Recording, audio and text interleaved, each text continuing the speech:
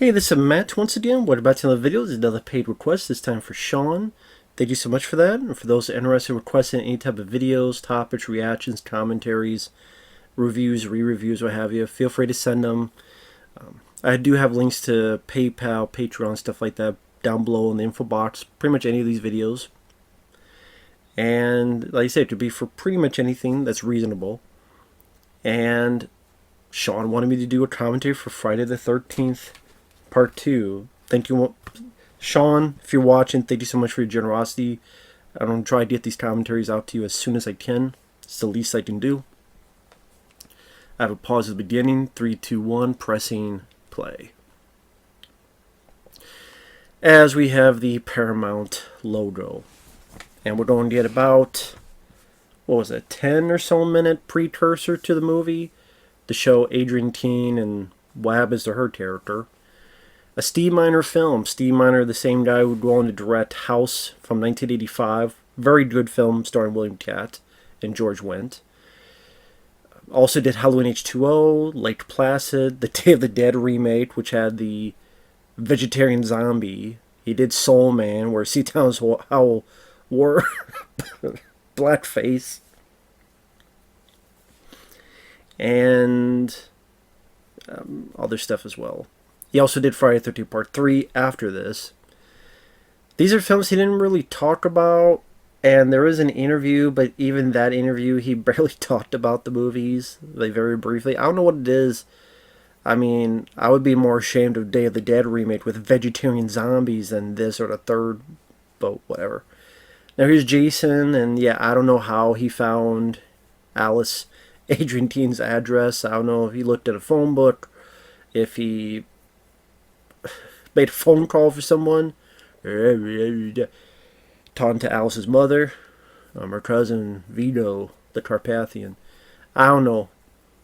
But here's Adrienne King.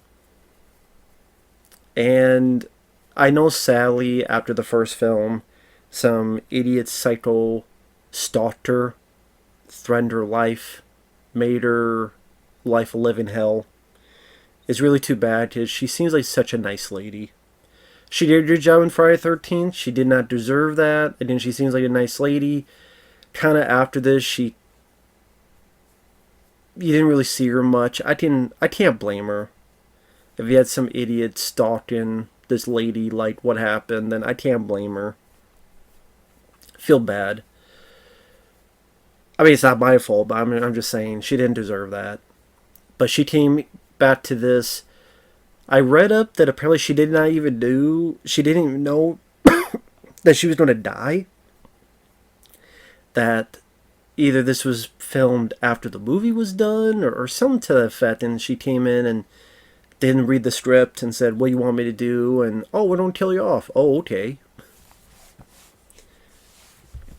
I mean, it is too bad that you kill off that character who, people like the first film, you kill the character off.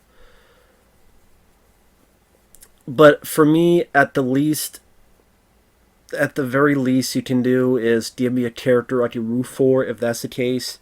That's why I could deal with Nightmare on Elm Street 4, The Dream Master, my favorite. Even though they kill off the Dream Warriors, I still really like Lisa Wilcox, who's also Alice. Is Adrienne King's character Alice? No, like both are Alice? Or am I getting confused with Lisa Wilcox? No, Lisa Wilcox's character is Alice.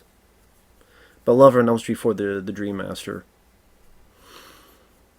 And let's see, what's another film that did that? Oh, like this film, at least I like Amy Steele quite a bit. Now, of course, they're recapping the first film so heavily because, I mean, in 1981, there were not a lot of chances for people to revisit the first movie. I mean, it's not like today where you guys streaming and YouTube and internet and all this stuff where you can find the film in 0.5 seconds. Even, VHS, I mean, that wasn't really a thing. So the only way to relive this stuff is in a theater like this until eventually cable, VHS, stuff like that. Something we take for granted nowadays. Now, I know Tom Savini, he did not come back to this because he felt Jason was such a stupid idea. He also makes fun of Halloween because how could a knife stick to a person in the wall and stay there? And I'm like, dude, not for nothing, but Friday the 13th, how do you buy Betsy Palmer as this survival quest junkie throwing people through windows like a hot potato and taking a guy like Harry Crosby, lifting up his feet to stick to a door with 4 arrows? How the hell did she take steroids? Did she have superhuman strength? I mean, there's a lot of these movies you just say the same thing of ridiculousness. Also, it's ironic because he did The Burning, and isn't that kind of similar? A guy set on fire that runs off but survives and went back and looks like the Elephant Man. But hey. Obviously, this film came out, was a huge success for Paramount. No one expected to be that big of a hit, so they wanted a sequel no matter what. And they got it. And it was also successful, plus so part 3, part 4, part 5, and I mean, of 10 years of the 80s, the decade, 8 of those years had Friday the 13th. I mean, that's how big the franchise was. And to be honest, I like this more than the first one. Now, I don't mind the first one. I think it's okay. It has some good Tom Savini gore. I like Adrienne King. It has some nice photography. Harry Manfredini's score is solid. It's okay, but there's other slasher films I enjoy more. There's other horror films I like more. And there's other entries of this franchise I like more. I like Jason more than Mrs. Voorhees. I liked Adrienne King, but I liked Amy Steele more. I like the kills in this, but the kills I liked a little bit more, in particular that wheelchair death, which is crazy.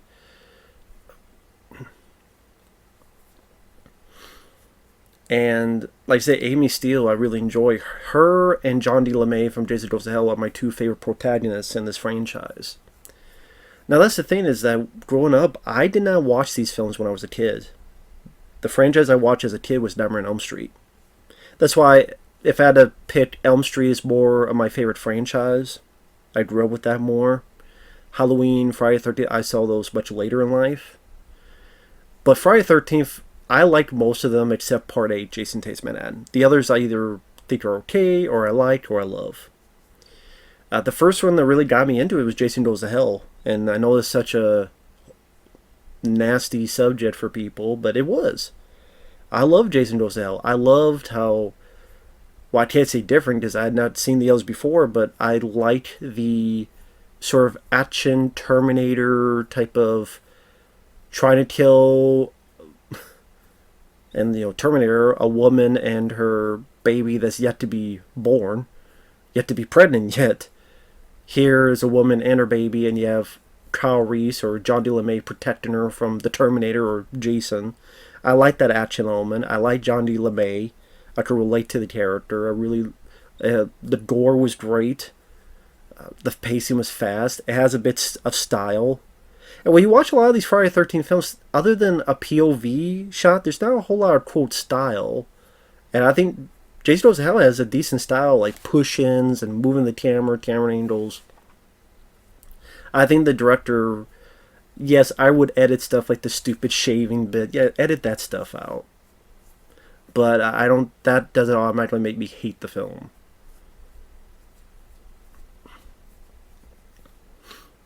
Now, there was stuff cut out in the Blu-ray for Stream Factory that you could see the deleted scenes, called slash scenes. And actually, someone online took those scenes, edited it back to the film, and there is, quote, a full uncut version you can watch of this movie. I was going to watch that, but most of you are not going to have that, but you can find it online if you look hard enough. Friday the 13th Part 2 Uncut. A fan then took the footage, put it back in the film, had audio, had music. So, because I'm trying to remember if on the Blu-ray, if the scenes are silent or without noise, or in the edit, there was music and sound, like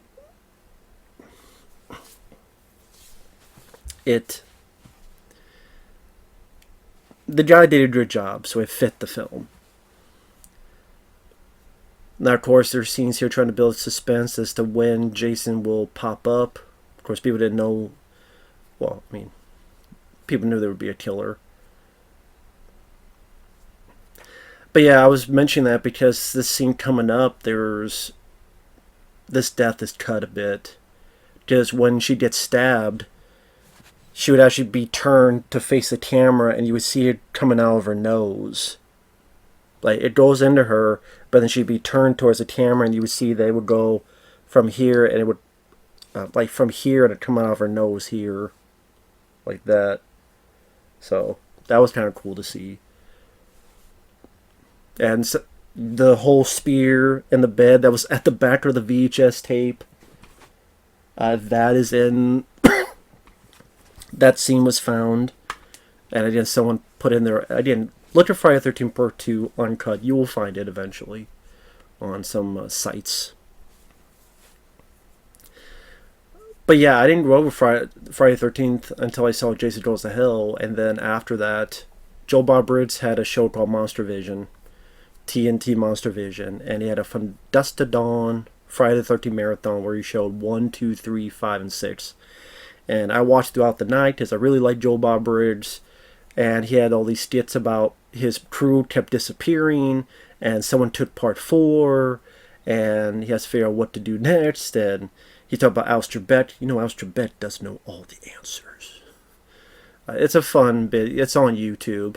Type in Joe Bob Briggs Friday the 13th. You'll find it on YouTube. It's a lot of fun. Of course, those are edited versions, and then I saw them eventually on... I can't remember if it was VHS or DVD. Might have been DVD. I saw them. And liked them.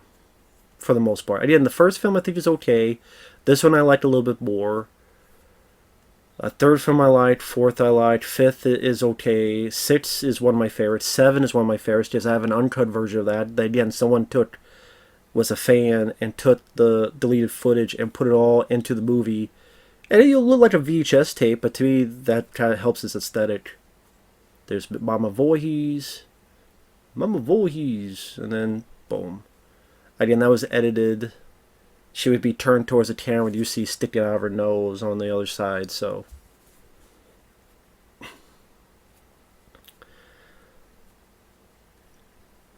I mean, if I had to rank the Friday the 13th films, well, actually here, pretty much the same intro as the first. Friday the 13th coming into frame, have a bit of explosion, and the way the titles, like top left, top, like say top right, then what's that, top left? Yep. Kind of like the first. Well, like the first one, not kind of. Warrington Gillette, he played Jason for one scene, but for many, many years he said, I played Jason, when you only played in one scene, you jag off. It was Steve Dash. Russell Todd, he was in Chopping Mall, which is a favorite of mine. Carl Fullerton, his name will pop up. He did the makeup effects, because again, Tom Savini didn't want to do this, because he said Jason was stupid. Which I guess is ironic, because you look at some of the other films he's done, I'm like, dude, you say the same thing about that if you want to ridicule stuff. That's Carl Fullerton. I think he went on to do like Silence of the Lambs and other big profile movies. Harry Manfredini, who did music for most of these movies. Definitely a big part of this franchise. But I mean, if I ranked the Friday the 13th films, my favorite is Jason Goes to Hell. As much as people get mad that I like the gore, I liked its hidden aspect. It's a good version of a sequel to The Hidden, better than The Hidden 2. That's my favorite. Then it would be Friday the 13th Part 7, The New Blood, because I have the uncut version someone edited together, and I watch that. It's VHS. Well, it's not like the 2001: Space Odyssey or Blade Runner. Who cares? Would I like to see it? Sure, but does it deter me and abhorrent? No. I mean, again, they're not. Yeah, it's not Blade Runner. I need to see HD quality. So that's my second favorite. Third is Jason Lives. part 6. I like part 4. I like the 2009 reboot. I like this one. So I'm not sure what would come next. Like I said, my top 3 is 9, 7, and 6. And then I'm not sure. I think maybe 4 would be next. The final chapter. Screw it. I really like the 2009 film, so I'll put that as 5. Screw it. And then I'll put part 2. Really liked Amy Steele. The bottom 3 for me would be part 8, Jason Statham. I do not like it at all. That's the bottom one for me. Then probably Freddy. No. I go with the first Friday the 13th. Because I think it's okay, but there's just other slasher films I like more, and a lot of sequels I like more. Then maybe Freddy vs. Jason. That or Per 5, I don't know. Because Freddy vs. Jason, I really like that for Robert Englund. Like, as a Jason movie, it's very, very low on the list. As a Freddy movie, it's a fun film, so it's kind of how you look at it. As a Freddy Krueger film, it's fun. As a Jason film, it's very annoying. Because I hate the way Jason looks in that. I hate the way he moves. I get that he drowned, but the way they made him afraid of water was just so ridiculously silly. I don't know. I have a lot of issues with Freddy vs. Jason. Like I said, I like Robert Englund, but that's definitely lower on the list.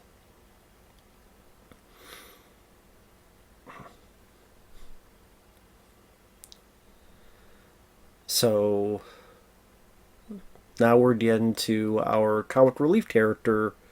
What was it, Ted? Which is kind of surprising that you have the comic relief character and he does not die. He does not get killed off because he does the smart thing and goes into town. And the people that go into town, they live. Because usually the comic relief would be, of course, in the first film, he's found dead. And he's, above Kevin Bacon's bed. And then Kevin Bacon gets killed. Of course, part 3, you have Shelley, where he walks in with his throat cut and Jason took his hockey mask. Part 4, I could just say Crispin Glover and his buddy are, and of course they get killed off. Where's the corkscrew? Part 5, there's a lot of people you say is a comic relief. Junior and his mama, all that stuff, they get killed. I mean, part 6, you got... Is it Horseshack? I mean, the guy from Welcome... I'm trying to remember his name. Damn it. Not Rorschach, that's Watchmen. I forget the guy's name. He gets killed at the beginning, punched through the stomach. Gets his heart taken out by Jason. Welcome back, welcome back. Or is it Happy Day? I can't remember if it was Welcome Back. See, I'm bad with names. I'm bad. I'm not an expert. But if you want to think like an expert, I definitely recommend either the Crystal Lake Memories, the documentary, which I believe is still on Amazon. I don't know if it has the bonus disc, because back when it first came out and you bought from the website, you get a bonus disc. I don't know if that bonus disc has ever come back into the limelight. But even if not, it's still a very in-depth documentary. Also, there is the book, very thorough book on the history of Friday the 13th. If you have one or both of those, you're pretty much set.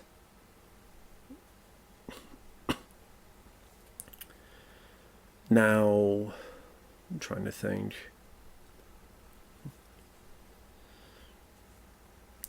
I mean, this is 1981. This is when the slasher films were really starting to rev up after the success of the first Friday the 13th. Because Paramount didn't expect that to be such a massive hit. They figured, okay, it's a small chunk of change. We'll see what happens.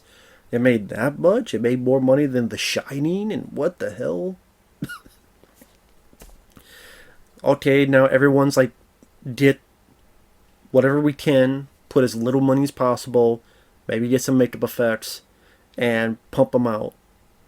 I mean, even if it makes $15 million, it made 5 times its budget. Or it made 7 times its budget, or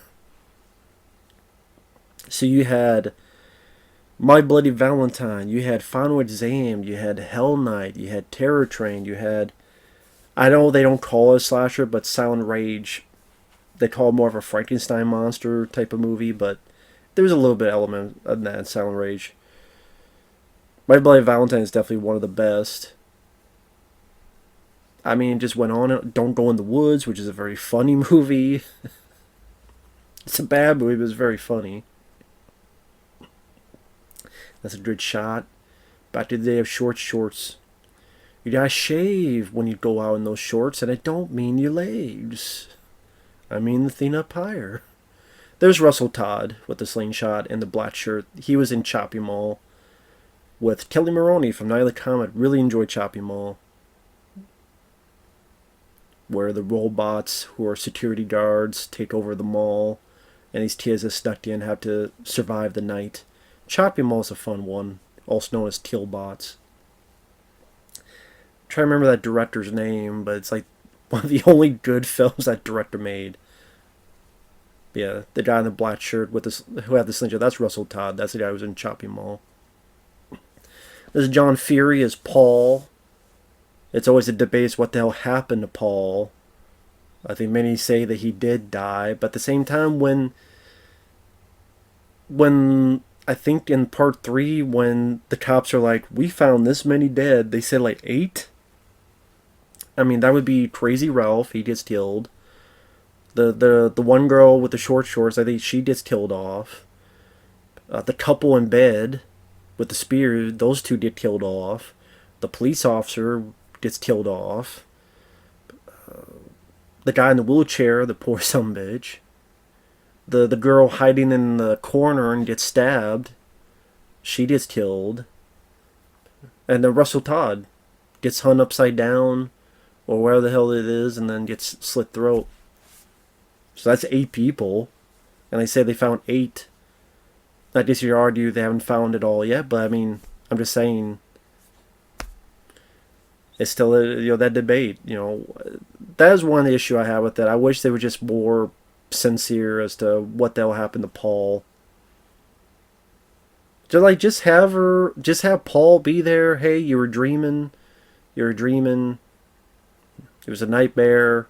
He goes into the thing with her, and they go off. I mean, I think that would have been better. Now this is Amy Steele, who I'm a big fan of, because she has a bit of spunk to her. She has a bit of attitude, but not bitchy.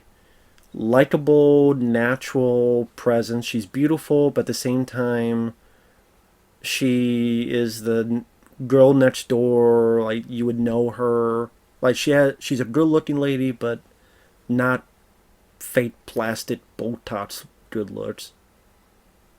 As you'd argue, if you have that, you wouldn't be good looks. And she just was a likable, strong, natural leading lady that sadly her career didn't take off. I mean, she did a really good job here. There's a lot of fans that talk about how this is one of their favorite leads. They offered her part 3 and she said no because her agents told her, no, we could get you better projects, we could get you better movies. And she regrets not doing it. Now, if they did not kill her off, then yes, I would love to see. I know one idea was either her in an insane asylum or a hospital, which, if it was a hospital, it would be like Halloween 2. But I don't know. I would have been very curious to see that. Again, as long as you don't kill her off. But I guess if you did that, you would not have the hockey mask. So, there you go. But that would have been cool to see Amy Steele, Jenny take on Jason, who has the hockey mask. I think Steve Dash, may he rest in peace, did a decent enough job as Jason. The burlap sack, I know people find it very scary. I get it. That Town That Dreaded Sundown kind of look. But at the same time, I prefer the hockey mask. And I kind of wish somehow they had had the hockey mask in this movie. And Richard Brooker, Richard Brooker's Jason versus Amy Steele's Jenny, I think would have been very cool. Because one issue I have with part 3 is Dana Kimmel, I don't think is that great of a lead. I think she's one of the weaker leads. And again, Steve Dash does a good job, but I'm just the tater sack. I could deal with, but I don't love it. So I wish there was some way you could meld the two. Amy Steele Jenny versus Richard Brooker's scary hockey mask wearing Jason. Like some way those two blend, that'd be nice. Now this campfire is probably one of the more famous campfire scenes. What I mean by that is, a lot of these slasher films would have a movie, will have a scene where tell about the old story. Madman had that bit of business. I'm trying to remember if The Burning did. It wasn't a campfire, but people in the bar and My Bloody Valentine would talk about it. People talk about the legend. I think the way John Furey says and delivers these lines really made it work. I think really sold the legend. And yeah, that's what he mentioned. It's been 5 years. I mean, it's been 5 years, and this like some movies it's been 10 years. Like Corey Feldman's Tommy in part 4, but then in part 5 and 6 he's a grown up, so that's what, 10, 12, 13 years later. By the time you get to that, it's like, is it 2000, 2010? Like, what year is it? Oh.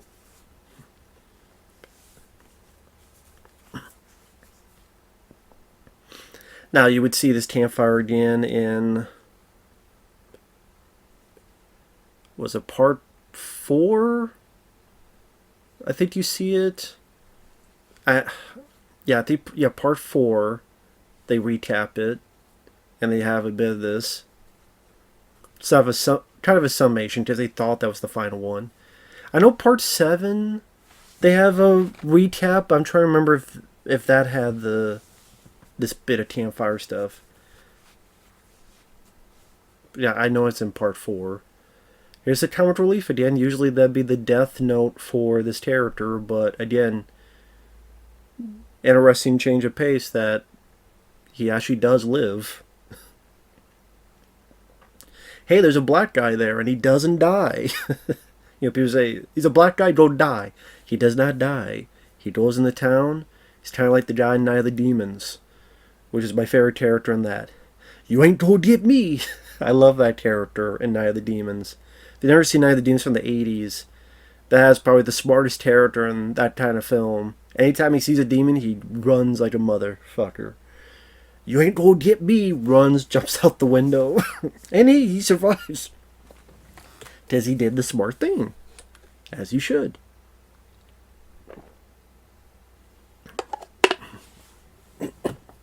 Now, of course, he put that spear to establish to the audience, for the audience, the weapon that will be used later.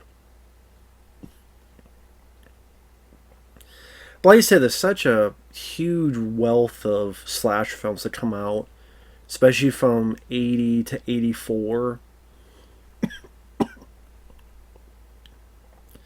Just a huge heaping of material that take you a long time to sift through. Sorry for the coughing. Some are Terror on Tour, some of the worst ones. Final Exam, which is incredibly boring. And then some of the best ones to me are like My Bloody Valentine and Terror Train, and among others. And then, 84, Nightmare on Elm Street would come into fruition, and then that had the franchise. You had Halloween 2 in the same year, 81. And then slashers kind of started dying out in the late 80s. I mean, Elm Street 4 Dream Master made a lot of money in 88. But 89, you had Halloween 5, Friday the 13th Part 8, Nightmare on Elm Street Part 5. None of them really did that well. And they had films like Cutting Class with Brad Pitt. And just, you milked it so long and so much. What more could you do? It's that old phrase, how can I miss you if you don't go away?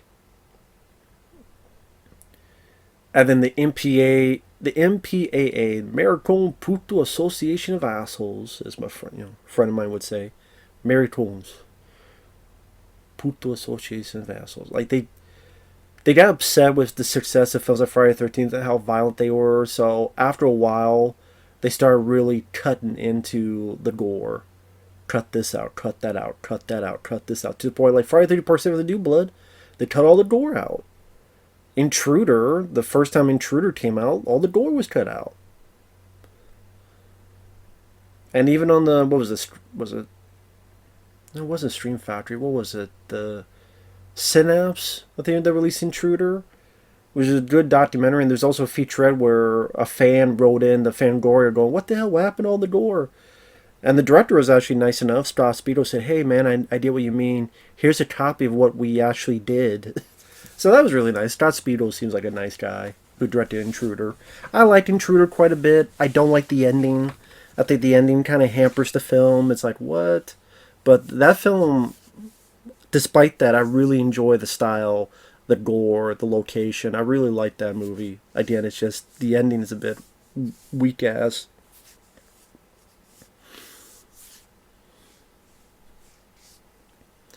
What's interesting about Amy Steele is that her character talks about like child psychology and things of that nature, and she actually went on to be a family like therapist. Like she actually, it's funny, like the job that seemed like Ginny would get later in life is the actual job Amy Steele got later in life. Now, of course, Amy Steele would also be in April Fool's Day, 1986. Which is one of my all-time favorites. Like, I love April Fool's Day. I love the ending. I won't spoil it. I love the cast. You got Clayton Rohner, Thomas F. Wilson, Amy Steele. The cast is really likable. The score by Charles Bursey is very creepy. It's a bit of a murder mystery, and I think they did a really good job with that film without giving stuff away.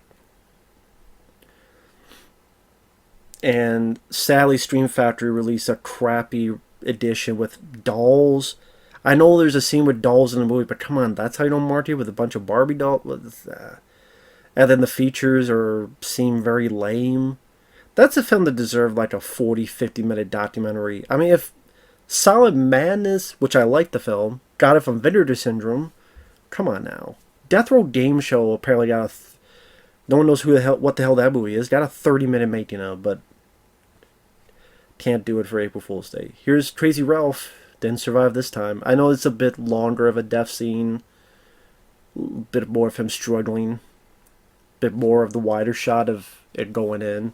Although, I think the footage is a bit dark, so you can't see a whole lot, but that scene was a bit longer.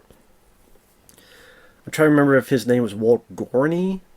I know he actually came back to the franchise, I believe Part 7 The New Blood, where they do the recap.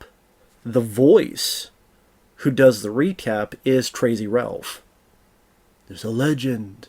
Like, that's your Crazy Ralph. So, God, even the guys had short shorts back then. Bad idea. Any shorter, your balls are showing. Your balls probably were showing. I don't know why Crazy Ralph was out there in the middle of the night watching people anyway. He should have been, take your ass home, Peeping Tom. Your ass got into the grass. Got all these 80s clothes, just ugly as hell. Ugly as hell clothes.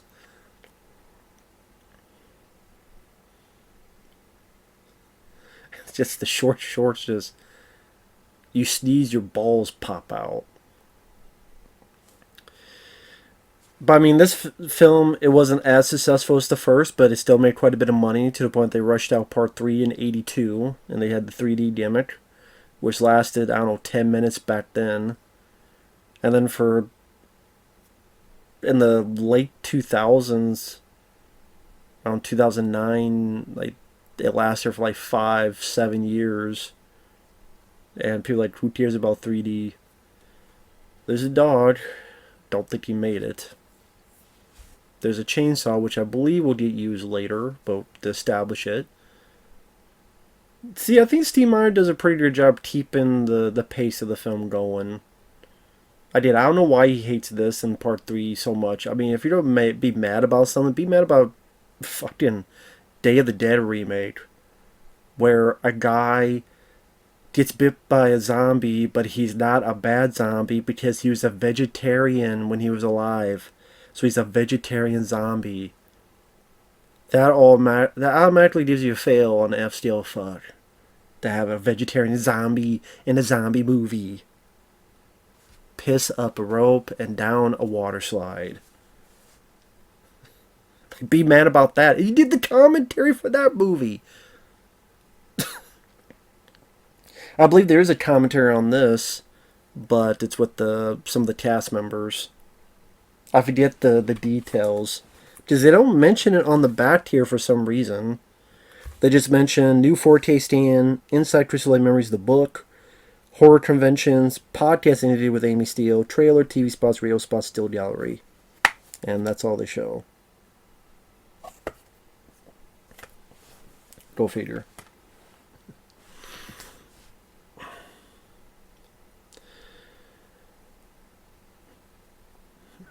But yeah, people went to these films just to sit back, enjoy, and I mean, it's kind of like McDonald's. It might not be great for you, but they're enjoyable. It's fun, and maybe it's not something you eat every day, but you enjoy it. It's harmless. Well, actually, McDonald's isn't harmless because you're not supposed to eat it every day. You stupid idiot from Super Size Me. That's a tangent. Screw the guy from Super Size Me. He's an idiot. Wow. Big surprise. If I eat this crap every single day, 3 days, 3 times a day, something might go wrong. Hell, you can overdose on water, dude. Water? You can overdose on water if you do anything and everything. Because I looked it up to someone said, oh, Bruce Lee died from an overdose of water. And it was just so ridiculous I laughed. And I looked it up and you can overdose on water. Like you can't, it's like everything. Like what was a woman drank like 5 gallons and she got sick or went to the hospital. It's like everything. Like vitamins. You can overdose on vitamins even though it's supposed to be good for you. But with anything, if you take too much of it, it will hurt you because the body is not used to that.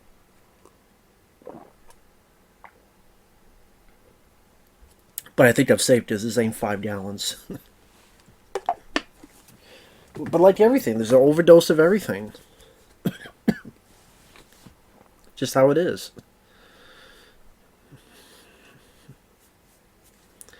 But yeah, that's it. Like Warrington Gillette took all the credit for being Jason for so many years. I remember when the first box set of the Friday 13 came out, and they had this bonus disc, which was really lame because it went through the films, but like it talked about some of these sequels for like 2 minutes or 3 minutes. I like this one. I think you had Amy Steele and Warrington Gillette, maybe one more. And Warrington Gillette's like, yeah, I was Jason. I did this. I did that. No, you didn't. And Steve Dash got pissed off at him and said, what the fuck you doing signing my pictures? All you did was one fucking scene. You tried to go through a fucking window and you failed. You bounced off and landed on your fucking head. Stop fucking around. Stop fucking telling people that I was fucking Jason, not you, you motherfucker. Sadly, Steve Dash has passed away, but he was Jason in this. Warrington Gillette was in one scene with going through the window with the makeup. That was Warrington Gillette. That's all he did.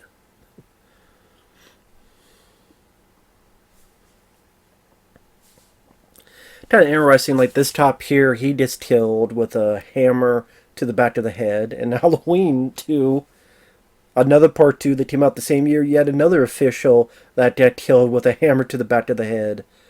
That guy was the security guard for the hospital, and of course this guy, the cop. So both somewhat police officials in some way, both get killed. The claw part of the back of the hammer to the back of the head. In both movies in the same year. Both were part 2s. It's a very interesting coincidence.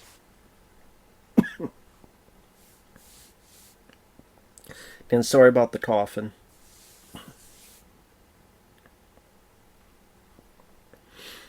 But man, just That's another thing that bugs me. I know I'm going random tangents about Jason Goes to Hell, right? One of the complaints people talk about Jason Goes to Hell, there's no Jason. Where's Jason? Where's Jason in this? I mean, we're 40 minutes in. All you've seen is hands. I think we see a body walk by right there, you know. I was a little bit late on that. Like, where do you see Jason in this? You see hands. You see him. You barely. So don't give me that. No Jason. Where's Jason in this movie? As in, okay, you see his hands, technically, and all this. Are you talking about the hockey mask? Well, there's no hockey mask in this movie. There's no hockey mask in part one. But you don't have a problem with that. Well, part one's the first. Well, there's no hockey mask part two. Like, come on. Okay, there's a hockey mask in part five, but it's not really Jason. Well, a lot of people didn't like that, but it seems like more people are willing to give part five a break than Jason Goes to Hell. I mean, there's a hockey mask a lot in Part 8 Jason Takes Manhattan, and that's an awful movie. You want to have Jason hockey mask, Part 8 Jason Takes Manhattan has him a hockey mask, and that's an awful film. With some reason, sewers of New York every night at midnight has a bunch of acid, or whatever the toxic waste, whatever the hell going through the New York sewers. That's a new one on me. That movie sucks. Like, you want to talk about a bad movie? Part 8 Jason Takes Manhattan, it sucks. I'll take Jason Goes to Hell any day over Manhattan. And sorry, I don't mind part 5, but I take over part 5. You know, people want to talk about these films about nudity and gore. Well, part 5 doesn't have gore. I mean, that's what people hate about part 7, The New Blood, that it doesn't have gore. But at least there is an uncut version that someone made and edited. You can watch it. There's none of that for part 5. It'd be nice to see, but I doubt that's ever going to happen. But we haven't seen that. So it's just like, you know, people go, well, there's no gore in part 7. Well, there's no gore in part 5. I mean,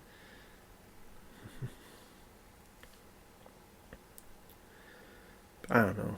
But I mean, people have their different opinions. It's different tastes. Do you like chocolate? Do you like vanilla? Which do you like? I like vanilla.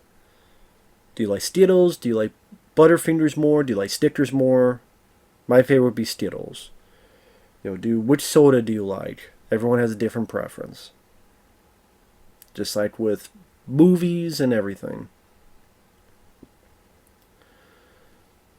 You think this guy would maybe call for backup?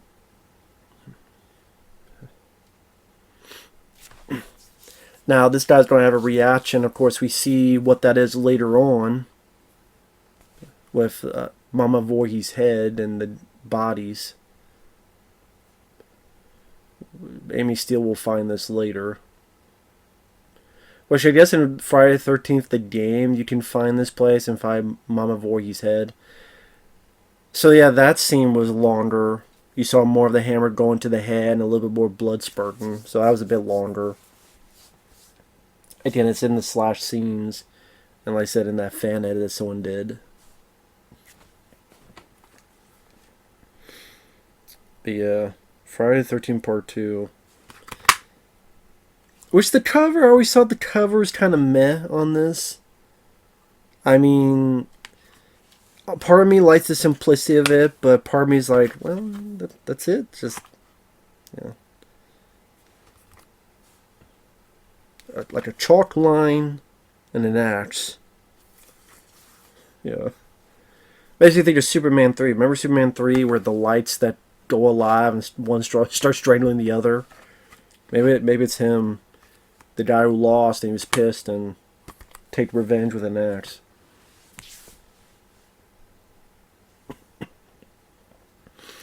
Ah, yes, the people that got to go to town, they survived. Again, the comic relief character, he survived. The black guy survived.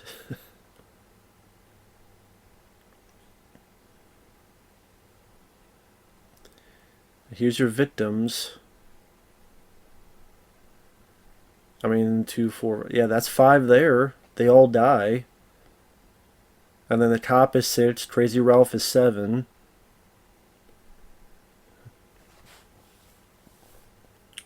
And Russell Todd, he's 8.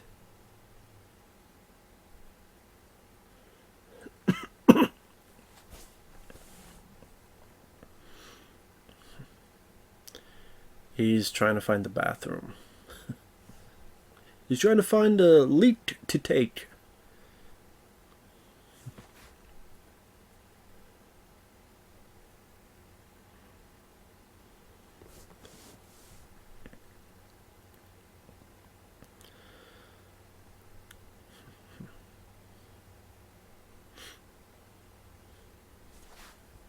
Sorry, now I'm just watching the film. I don't know where this was filmed. I'm sure in the special features they mentioned it, but I can't remember what. It's been forever since I've seen them. That's one thing about the box set. The box set. I reviewed the box set in a very overlong review. I would say at the end of the day, it's a bit of a mixed bag where it's nice that each film has their own separate disc. It's nice that they try to, well, for a couple, they put a 4K scan. But, like Jason Goes to Hell, they didn't have the uncut version for some dumb reason. I have no idea why. That's very stupid of them. That's why I had to get one. Once I find out where the hell did I put it. As my chair squeaks. Do I have it over here? I think I have it over here. Yeah, I do. It's right there. Had to buy from someone online who did a custom. I mean, I know people don't like Jason Goes Out, but you don't have the uncut version. Like, that's so ridiculous. That's stupefying. You have audio errors on Jason X. You don't have a whole lot for new features, and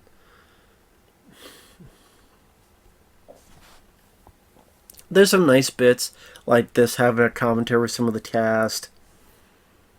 Them bringing over the commentary for part 3 from the old DVD box set.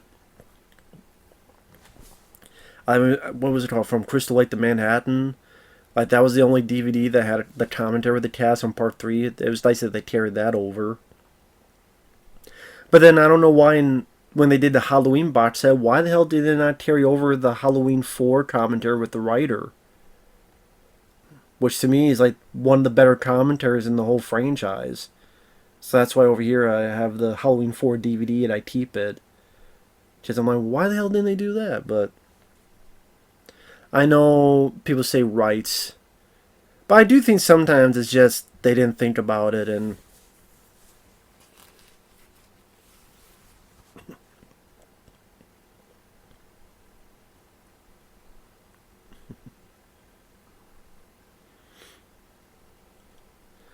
but yeah, this poor guy here, like, he's in a wheelchair.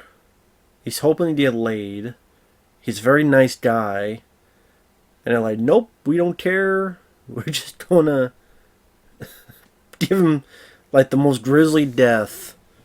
We don't give a crap. Machete, to the face. That'll be a while, though. Just as the thing is, they do follow a pattern. I mean, they did. It's set up. A few people die throughout. The kids get separated. Then they start getting killed off more and more one by one. People are looking to see what's going on. They find out people are dead. They can't escape or something. And then, like, the last 20 minutes is a chase. I mean, that's really the story for, hell, the first 5 or so movies. That's why, like, part 6, they try to change it up with a bit of the humor and stuff. Part 7, they have the telekinetic stuff. There's the rope. Which always kept getting confused that Jason did this, but obviously, no, it's right here.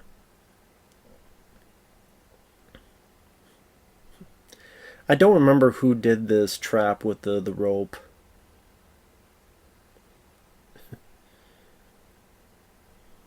I don't remember if they. I'm trying to remember if they set it up. I might have missed it. Like who left this rope there. But that's where he's going to die. Going to get his throat slit. Which that was a little bit longer.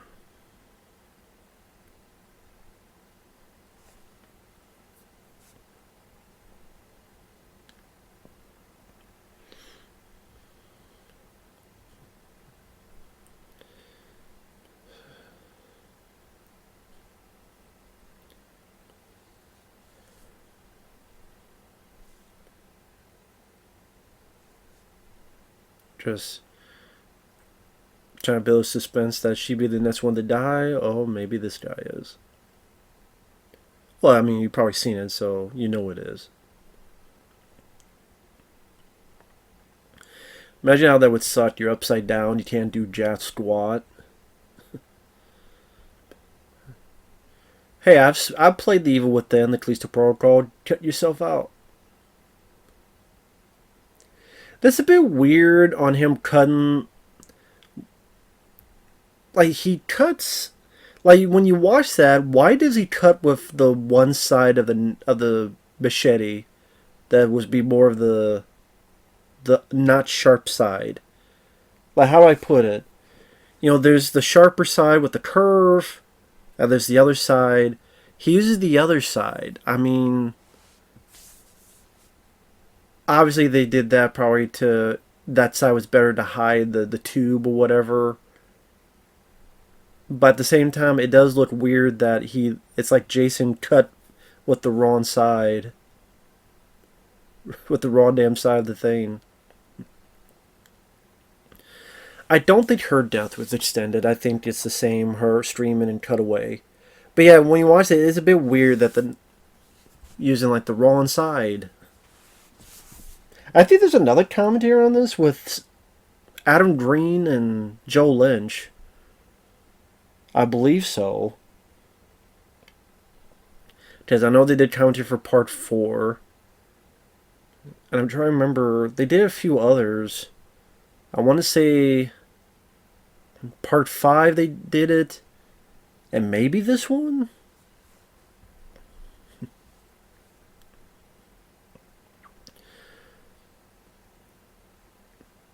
Because they did part 4 for when Paramount re-released those Friday the 13th films on DVD. That's when you had that stupid... What the hell was it called? Tales from Crystal Lake or whatever the hell it is. It's like, we shot our wannabe lame fan films that no one watched or gave a crap about. I forget what the hell it was called.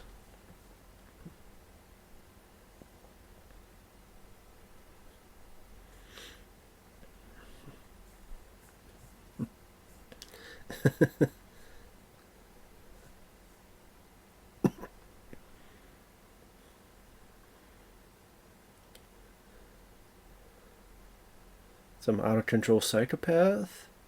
Afraid. You can't say that today. The read to the... You can't say that line today.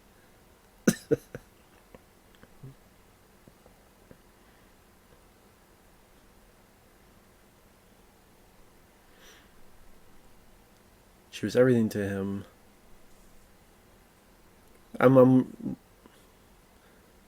So I'm listening to Amy Steele.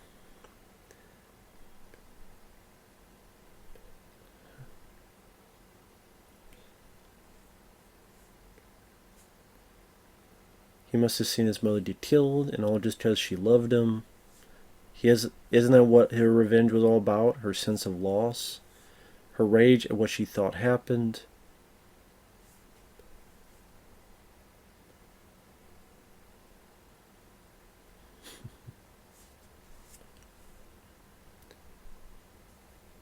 Crying for her return, her resurrection. That's the line I was trying to remember. I think you're drunk. crying for a return, crying for a resurrection. Interesting take on it. And that's the thing, that seems like a goofy line, but Amy Steele did sell that pretty well.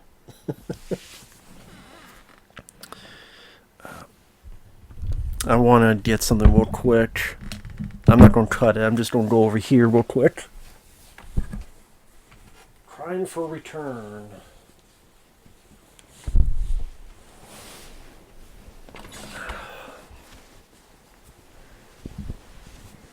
I don't know why I'm getting chilly now. Getting cold. Hope I'm not getting sick or something. So, might look ridiculous, but screw it. I'm going to have this blanket on me, and I don't care.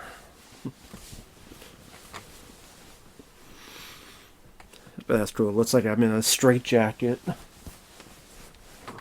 I'm scared. That's what it is. I'm scared. I'm so scared.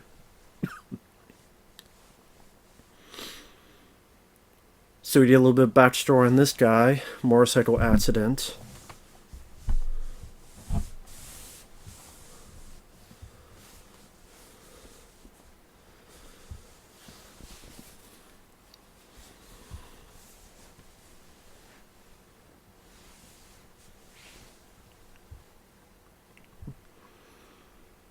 In other words, his dick works.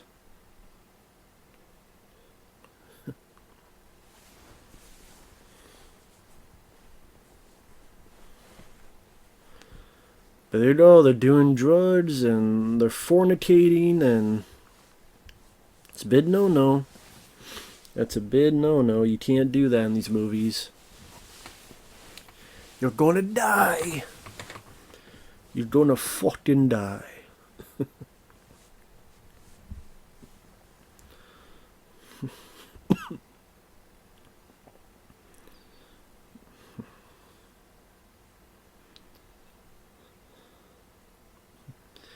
Yeah, this was when their death scene happens, that was heavily cut. I mean, pretty much the whole scene was gone. And what's funny about it,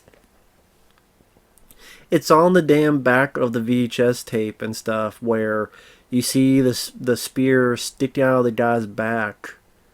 You see it, and you're like, where the hell is that in the movie? So it's just funny how it's not appropriate to be in the movie, but it was appropriate to market to everybody and let them see it as soon as they turn it around.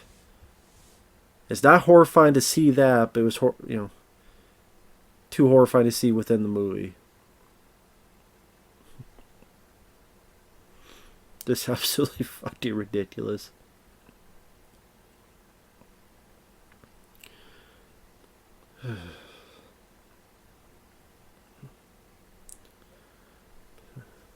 Yeah, this girl ain't going. Yeah, none of them are going to make it. What am I talking about? Except Amy Steele. And the people that stay in town who are smart.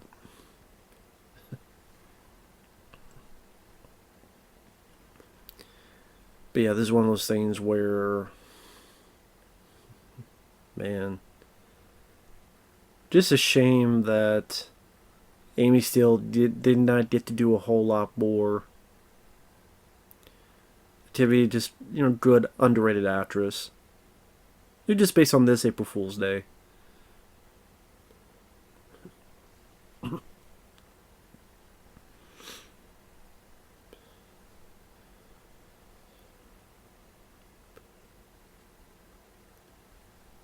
It's like, Jason, don't hurt the pussy. Love the pussy. Love the pussy. If he got laid and loved the pussy, maybe he'd relax.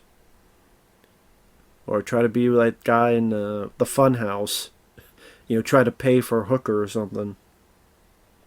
That's all he has, the bag over his head. Which that was an interesting aspect of the fun house by Tobe Hooper, is that the creature, the monster, tries to pay for a hooker. If the girl went along with it, maybe he would have relaxed and said, "Pop my nut, I don't need to kill.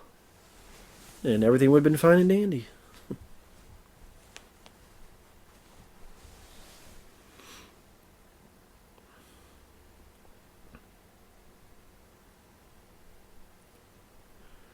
That's a pretty decent shot with the camera, the reveal here. Again, trying to build it to suspense as to when, you know what tail's coming, but when is the tail coming? That's the question. When is the tail coming? Just, I mean, ugly panties though, like brown, look like she shit her pants. I don't know why you would pick brown panties. I mean, they look brown to me. I mean, why would you pick brown panties? I don't understand that. Let me have the luxurious look that I ship my pants. Fucking weird.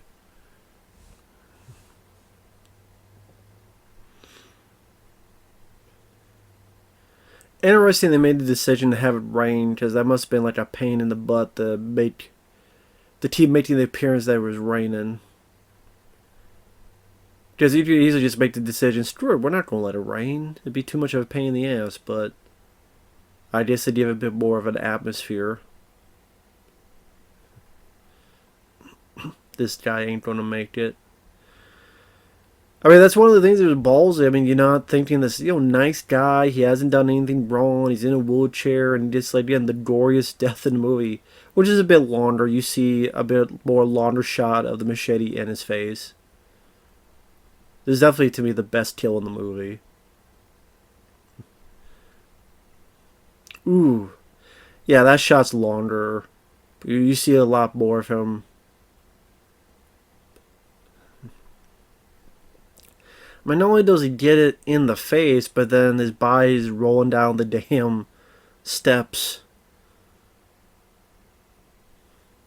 And then interesting, I know the first film did that too, where you kind of freeze and it fade out to white. I would kind of like, they're going to the afterlife. Welcome to the afterlife, bitch. Yeah, this is a scene that was cut heavily. Again, it's probably on YouTube. You can find it. Friday 30 Part 2 deleted scenes. I would bet it's on YouTube. If not, again, it's out there. You can find it.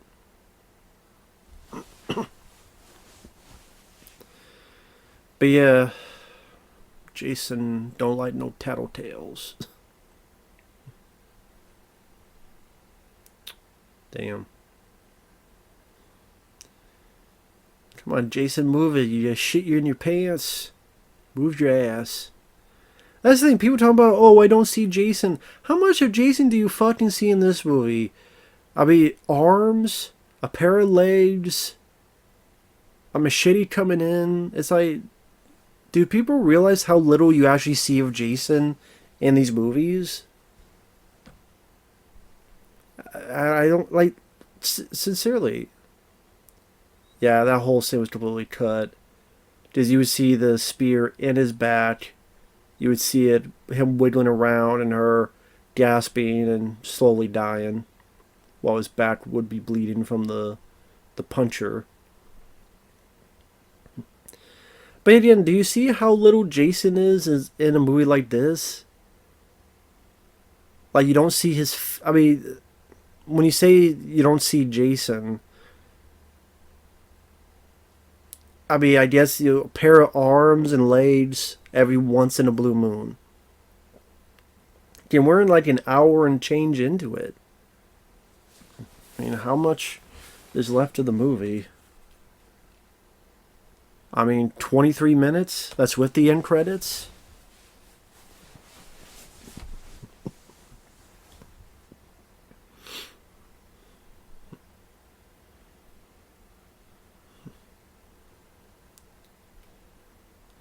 I wonder if that scene, they had to bring in like a rain machine to keep it all raining.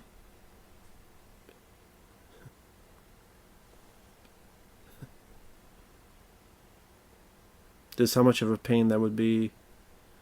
Or is it one of those that it rained and they went, shit, well, we'll shoot it and then we'll just, for continuity, showcase the rest of it. I'm guessing it's the first one. They just wanted a bit more atmosphere with the rain.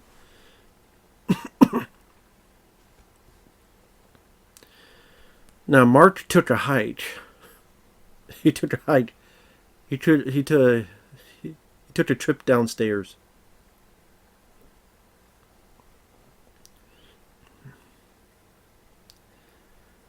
I guess in retrospect, I'm surprised he didn't put that mask on. Instead of the burlap sack, he didn't put that mask on.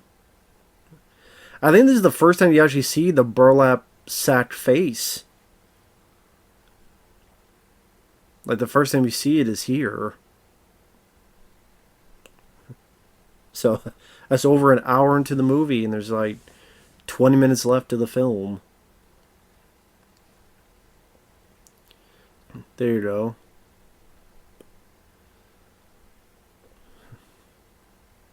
Up there you go with that guy. I mean, you don't see much graphic detail with her death, but I think the camera like slowly pans to see not just I think there's like two bodies hanging that you see, not just the one there on the left.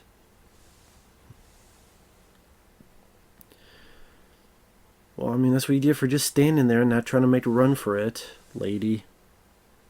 Run! Try to make a run for it, goddammit. Shit. Run, bitch. Get out the way, bitch. Get out the way. Run, bitch. Get out the way. What the fuck are you doing today? Run, bitch. Get out the way. Get out the way. Get out the way. Run, bitch. Get out the way. Get out the way. Yesterday. Run, bitch. Get out the way. Jason having fun today. And pretty much like a lot of these films, it's now we're finding the dead bodies. We don't know where to go. Trying to escape. Put more and more into a corner. Fight for our life. Like I said, there's a ton of these type of films. I mean, again, Hell Night, Terror Train, Prom Night.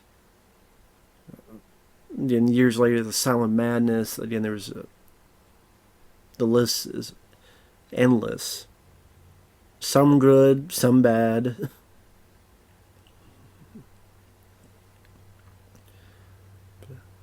It's not like someone had a period. As soon as I saw that, it's like, time to get the fuck out of here, go back in the car. Again, if I walk into a room, I see a bed covered with blood, I'm running, get the fuck out of there. Called save ass. I run like a mother, I go back in the car, and I save my ass. Plan called save ass. Why are they not running? Why are they not getting the fuck out of here? You saw a bed covered with blood, take a guess. Wasn't someone's period. Get the hell out of Dodge. What are you doing?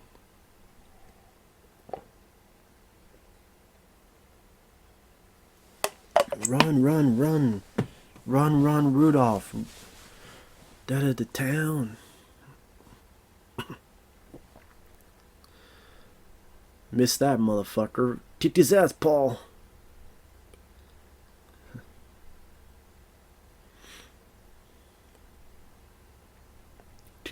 Come on, Paul. Jenny, help. Jenny, will you fucking help me, please? What are you doing?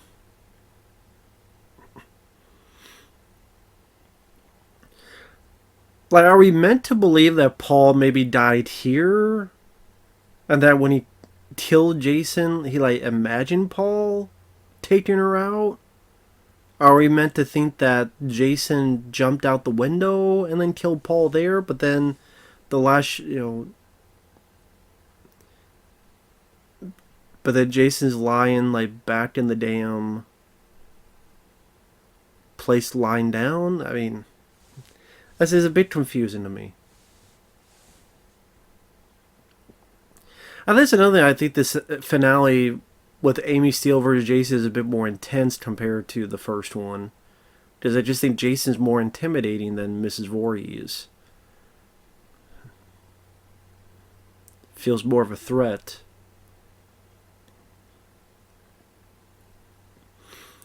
And then Amy Steele just seems, smart and...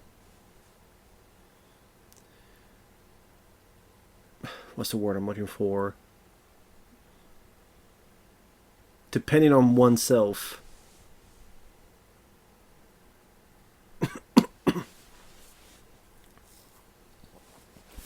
Again, exactly. Get the knife as soon as possible. Come on, you motherfucker. Kick his ass, sea bass. Get their shit out of him.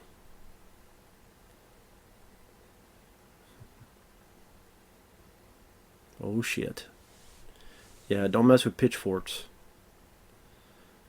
Last appearance of Crazy Ralph there.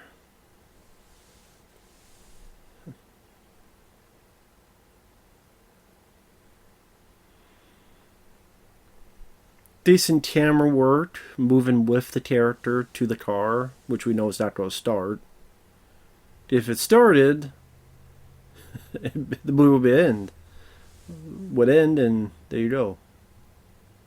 But that's why they established that the car would stall and not work, so they established that, so it comes back to bite them in the ass again.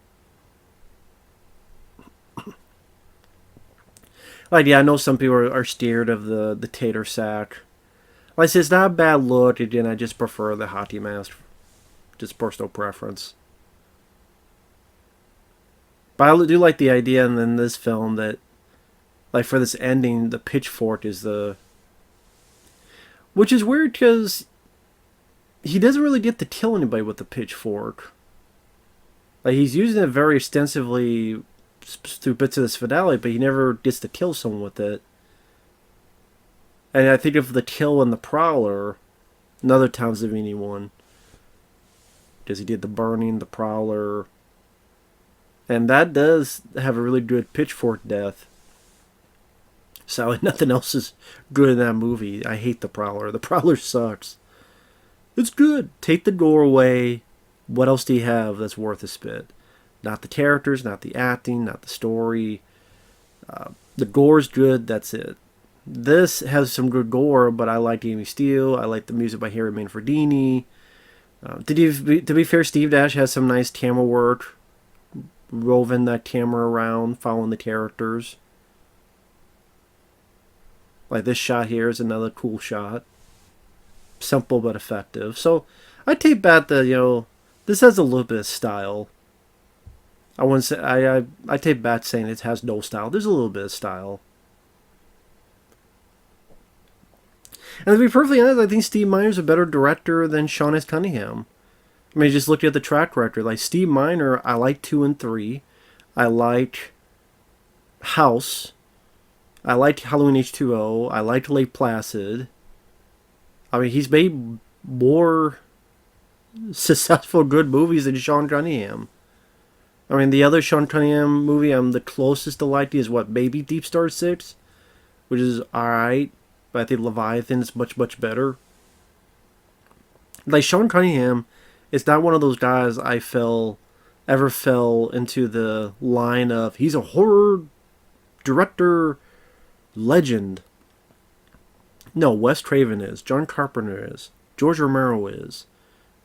Larry Cohen, Stuart Gordon, Tobe Hooper. Not Shawn Cunningham. Just here's the thing. Shawn Cunningham... He did the first film as a fluke. He really wanted to do these family soccer picture movies for kids. He did Friday the 13th as he thought, well, this will be maybe, I don't know, something to pay some bills, do it on the cheap, just rip off Halloween. That's his words. But he didn't care about Friday the 13th. Why do you think he never directed part 2 or part 3 or stuff? He's like, nah, you do it. Yeah, my name's on it, but you fucking deal with it. I don't care. I'm busy trying to be an actual auteur. Instead did films like A Stranger's Watching, which wasn't that great. Wasn't that good of a movie, man. The New Kids, or whatever the hell it was called, was there, but, it was there. I didn't hate it, but didn't love it. It was there. And like Shawn is telling him, he doesn't like the hockey mask. And I guarantee you it burns his ass that people think of Friday the 13th in his creation is Jason the hockey mask. What does Shawn Cunningham really have to do with that? He didn't want Jason to be the killer. He thought it was a stupid idea. I always thought it was kind of a weird, interesting that she pisses herself. Now, of course, the question is, why does she piss herself with a rat and not with Jason? I think Jason's more scary than a rat. But I don't know. Different strokes for different folks. I don't know what to tell you. And no, I don't think it's the rat piss. Just that's pretty big piss for a rat. And he wasn't even in that position.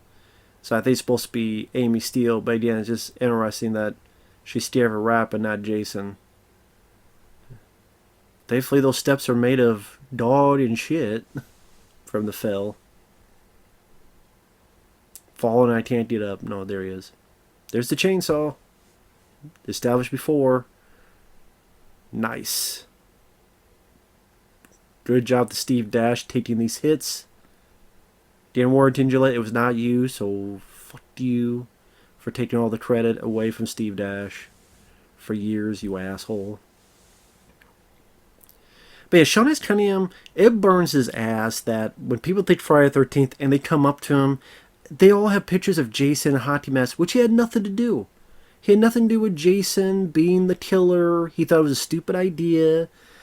He had no decision in that. He had no decision in the hockey mask.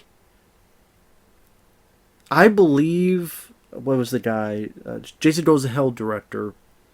When he said, take that damn hockey mask out of there. Because they really try to market it like Shawn S. Cunningham has control and he's producing it. I believe it, because Shawn S. Cunningham, like I said, he didn't create the hockey mask. He didn't create the idea of the hockey mask. His name was on these sequels as in a paycheck.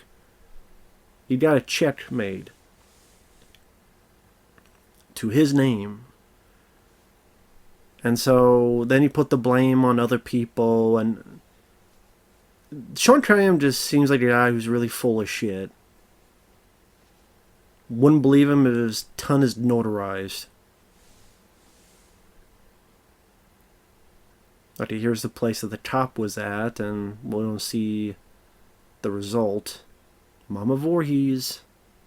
There's the cop, there's the one girl. I think we see a skeleton. I'm guessing if that's is there a skeleton? I was trying to think if so. That I'm sure that's supposed to be Adrienne King's character. Damn, I have to go back to the. Well, I'm not now, but go back to the wide shot to see. I was going to do a second commentary, but sadly I'll probably have to wait on that because my eyes are getting heavy. But it's 8:30 p.m. I woke up at 6:37 p.m. 7 a.m. So I was like, oh, that doesn't mean nothing, but I don't know, just I'm getting old. Getting old. But here's a bit of her psychology coming to work. Which, in the Friday the 13th video game, you can get this sweater. Well, both games, the Nintendo and the newer one. And the Nintendo, you could go into the caves and get this sweater that I think, I'm trying to think, it helps with damage or something. I forget what it does. And then in the new one, you can like stun Jason for you to do some things if you want to try to kill Jason. But there's Betsy Palmer, came in for one day just to say these lines. Now I know the stories that apparently when he tries to kill her, or no, when she thrusts down with the machete, she accidentally hit his hand. And he had to go to the hospital. I believe that's the story, is that she tries to hit him in a little bit and his hand gets fucked up. Kneel before Zod. Smart. I mean, she's definitely one of the smarter leads. I think just her smart, her cunning, Made her one of the more interesting leads. Oops, see Daisy. Yeah, I think right there she was supposed to hit the pickaxe, but I think she accidentally hit his hand. No, he has to be alive because of this scene here. Yeah, so John Furey had to be alive for this. So I guess they think when Jason, he really did pop out of the window, but then why doesn't he kill her? Why did he let her live? Why did he walk away and not make sure she was dead? Again, they wanted to do the ending to the first movie, and you didn't need to do that. I mean, you didn't need to do that again.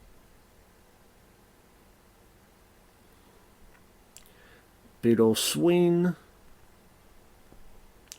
Right into his shoulder, right. Boom. There you go. And obviously that's when Steve Moore and other people did the arrow in the head, you have the arrow, but then you have the middle look like this. So it fits right in. And you do some stuff to hide it, so make it look like... So like the machete probably had like a hole in it to fit it in there.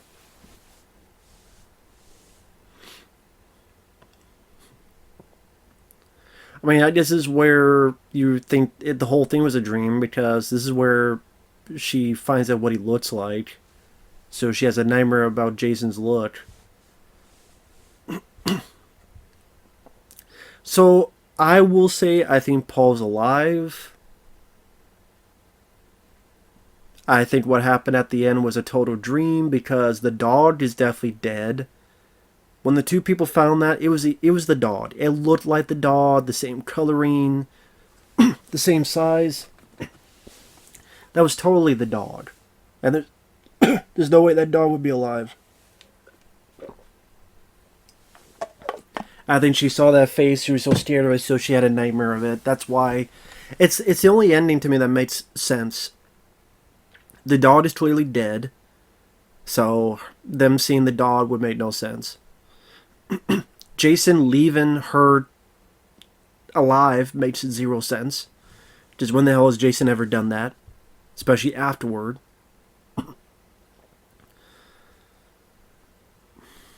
I think it was just some screw up where either John Furey wasn't there to film it or whatever, and so it creates this confusion. But the only one that makes sense is that Paul's alive.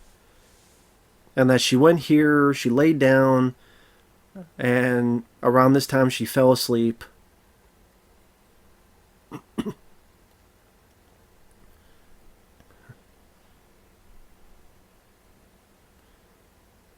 Somewhere around here she passed out, fell asleep, whatever. And to me this is a dream. That's the way I look at it, that's the way I take it.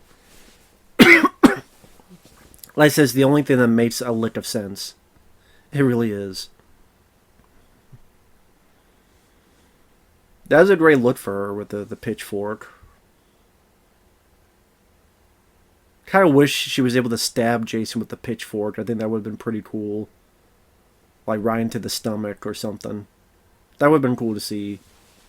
Like stab Jason in the stomach and you see it come out the back. That would have been cool to see.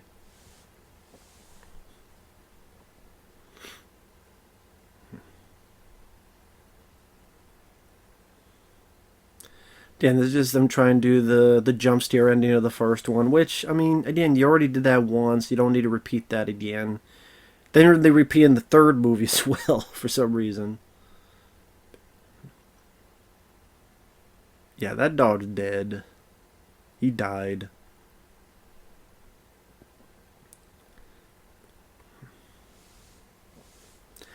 I mean, I think Paul is talking to authorities. She's like, "Where's Paul? Where's Paul?" I think he's talking to authorities. He's being talked to by the cops, and okay, well, you'll be at the hospital with her, but we need answers from you. Now that's Warrington Gillette. That's the only scene with Warrington Gillette.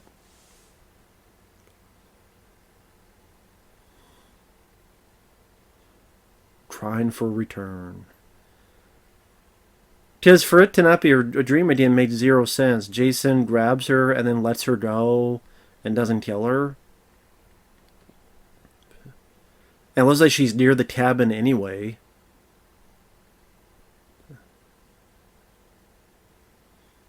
I mean, for all I know, Paul's in the back of the damn ambulance, or I should say the front. For all I know, Paul's in the front of the ambulance.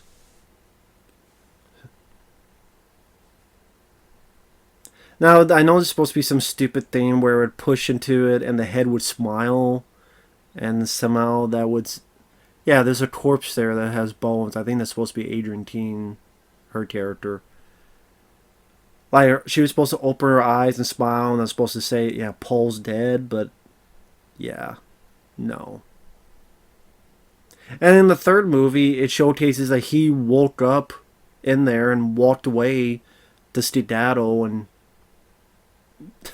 hide and kill people at that market. Yeah, Adrienne King's Alice. Imagine that. She's number 3 on the call sheet. And, you know, she...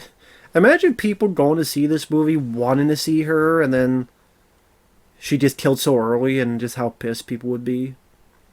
I got ripped off. Fuck this shit. But yeah, that's Friday the 13th Part 2. A fun sequel, a worthy sequel. Again, despite my nitpicks on the finale, would have been nice to see Ginny, Amy Steele, like, stab Jason with the pitchfork, or Jason kills him with a pitchfork. Both, I would say, both.